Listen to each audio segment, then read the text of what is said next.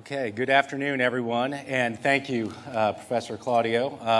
I want to start off by thanking the Institute for Brazilian Lawyers and the Inter-American Bar Association for inviting me here to speak to you today. It's a great honor. I'd also like to thank my colleagues and fellow presenters today. Everybody has done an outstanding job presenting this issue, and so they've raised the bar very high, so hopefully I can keep up with that excellent standard. In particular, I want to express my admiration to Professor Claudio for taking on this issue. As everybody can see today, it's an issue that involves many areas of law: antitrust law, consumer protection, constitutional law, administrative law, macroeconomics, social policy, urban planning. It's a very complicated issue, and I think you've shown a lot of courage in getting everybody here together to discuss such a difficult issue. I'm going to be talking about the cartel aspect, and telling you a little bit about the U.S. experience with road building and with the automatic tolls. And I'd like to just start off with making sure I'm holding this right. Before I get started here, this is just an outline of what I'm going to be talking about here today. I'm going to give you a brief introduction and then go into the U.S. law and experience in road building. Then I'm going to talk about a case study, the marine hose case, which was a case that was in many jurisdictions, including Brazil. And I'm going to show you a video that was taped by the FBI, a secret video of a cartel meeting. And it's a video that has not been seen very many times. It was shown in court in a case that I tried in court. It was shown, I believe, in the UK in court, but that's about it. So I think you'll enjoy seeing this. It's a very unusual secret meeting that was recorded. And then I'm going to talk about the Brazilian case study that we've all been discussing here today and give you my analysis of the automated toll issue. And then finally, we'll take some questions. But before I get started, I'd just like to start with something kind of funny. I know that part of the reason we're all here is because Brazil is putting a lot of money into infrastructure. And before I go any further, I sort of also want to thank the translators in the back here today who have helped me understand everything that's been said, given that I don't speak any Portuguese. So they've done a magnificent job, and also the technical guys who are going to be helping me with the presentation here and the video clips. But as I said, I wanted to start off with something a little funny. Soccer now has really caught on in the United States. It's become very popular. And the World Cup last year, for the first time that I can remember, people were gathering in bars and restaurants to watch the games. They were televising it on big screens out in the public squares in Washington, and it was very exciting. And I happened to be in my hometown of Miami watching the finals with my son, Miles, who was 5 years old at the time, and we were watching the game, very excited. And Miles said to me, he said, "When I get older, I'm going to play in the World Cup." And I said, "That's great. That's exciting, Miles." And he said he was going to play for Brazil. And I said, "Miles, what about the United States?" He said, "No, I don't want to play for the United States. I want to play for Brazil," because he had heard, I guess, from his friends that Brazil was the best team. So he wanted to play for the best team. And I said, "Miles, you know, there's only one problem with this. You're not from Brazil. It could be a slight issue." So anyway, now that I'm here, if you'll indulge me, I just want to get your opinion and see whether you think that perhaps my son, Miles Rosman, could be good enough to play for Brazil.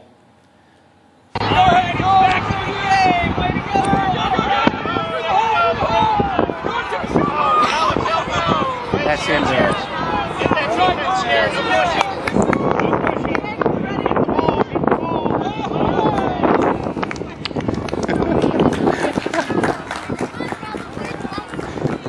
Thank you. All right. Okay, well, that was good. That's very kind of you. in case some of you aren't convinced, I brought a second clip, and I promise this is the last one.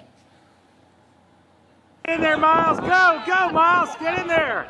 That's me yelling. Good job, good job. Come on, Cole. Yeah. Nice.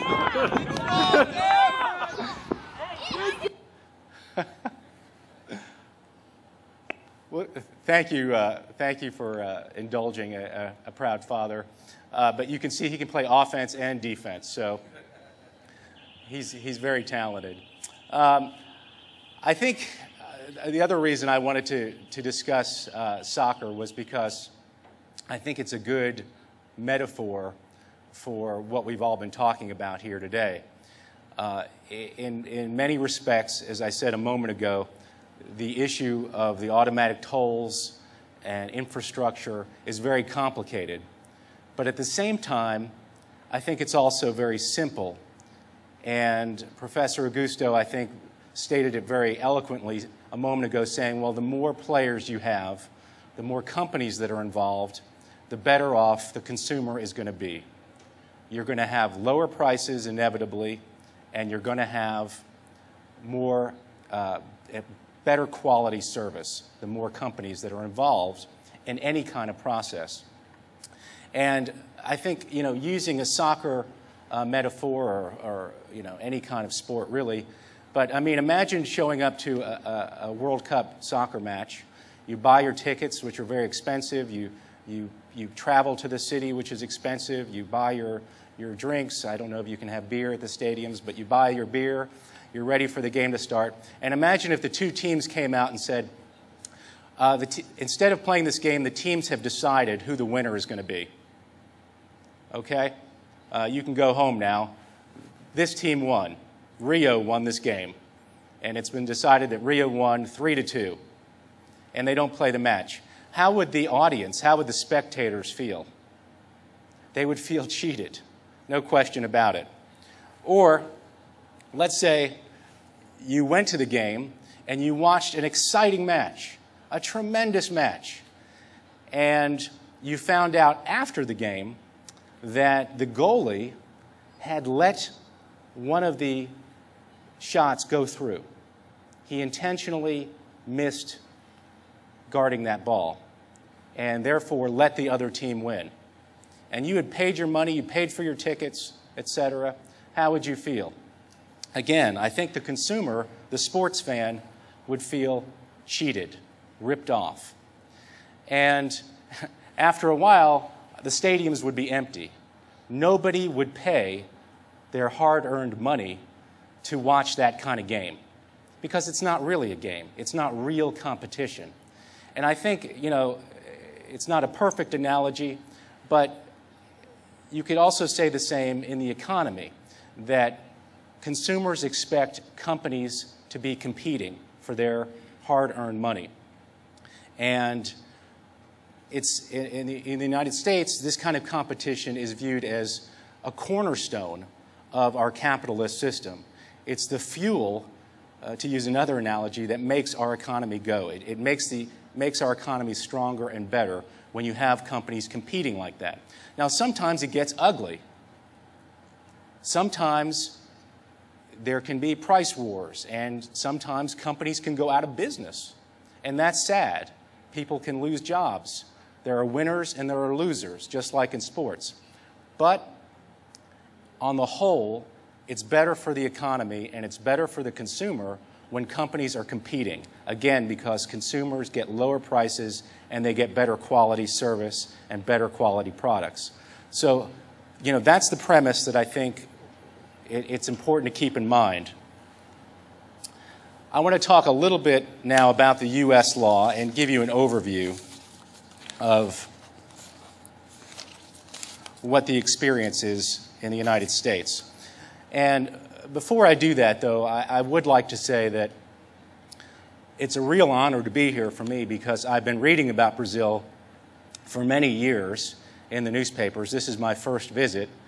And there's a lot of attention, I don't know if you're aware of it, in the newspapers and TV about Brazil, and not just because of the soccer team or the World Cup or the Olympics, but because of Brazil's economy, and also because of the democracy and the changes that have occurred here, electing a woman president and so forth.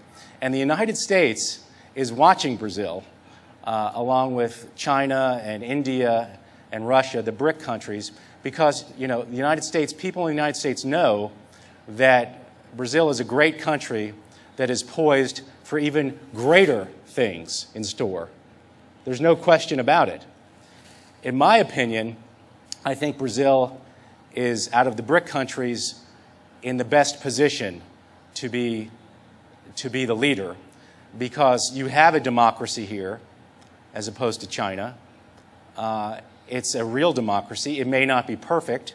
The United States democracy, after 200 and something years, is not close to perfect. But you have it, and that's important to capitalism. The two go hand in hand, really.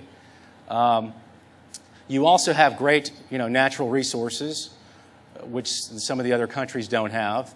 And I think the third piece, as I alluded to a moment ago, is you have a competition policy here.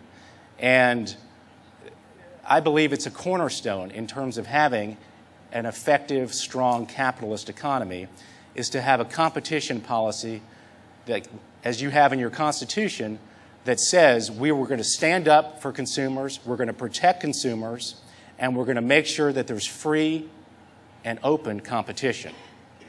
That is so important to having a strong economy. And if you don't have that, your economy is never going to be as good as it could be. So I think Brazil has these advantages.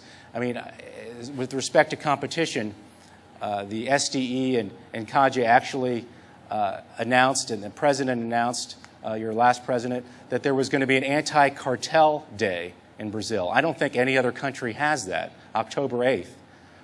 That's amazing. The United States doesn't have that. We should have that.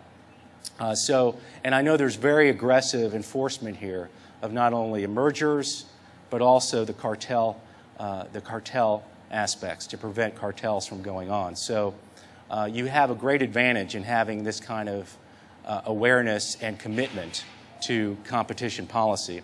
And I'm going to talk throughout my speech about what Brazil has done, some of the great things.